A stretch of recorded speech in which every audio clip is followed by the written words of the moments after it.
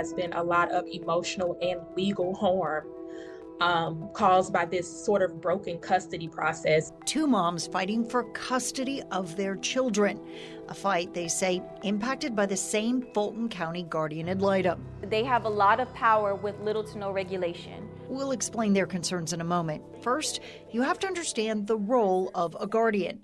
For that, we went to Diane Woods, who helped write the law that governs the job. We are to be as objective as we possibly can. Mrs. Massey, I really don't want to do 911 again, but you're about to force me to do that. Woods says guardians are usually assigned when parents can't work together. It is their job to research the child's needs and then advise the judge on which parent is best suited to meet them. Can you alter visitation schedules? No.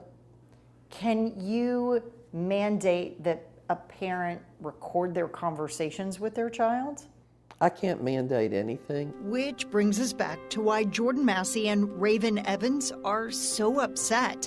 They feel some guardians treat their recommendations as mandates, and when questioned in court, judges don't give them enough scrutiny. The guardian sends an email to all parties, and she states that I am no longer to have my court-ordered visitation. Evans lives in Louisiana. The decision from her child's guardian came just one day before her son was to board a plane for his spring break visit. The guardian did act on the advice of the boy's therapist, and her recommendation was later approved by a judge, but without a hearing, despite Evans' request to have one. 7 months later, a new judge questioned what happened. I'm concerned about the length of time she's gone without seeing the child, how the emergency order was done. Massey says that same guardian overstepped her authority in other ways, like showing up unannounced late one night for the first home visit. This is body camera footage from Sandy Springs Police after the guardian called 911 to complain Massey was being difficult. Massey says she just wanted to see some ID because she had never met the guardian in person. She didn't even have on a lanyard or anything like that to identify herself. Woods admits the system does lack accountability. There is no set process for how these evaluations should take place.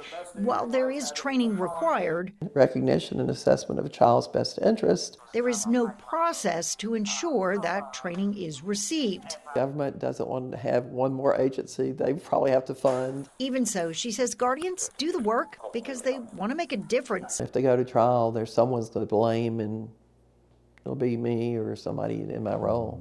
But what if one of those complaints is actually true? These moms say there is too much at stake to not have better accountability. In Atlanta, Rebecca Lindstrom, 11 Alive News investigates.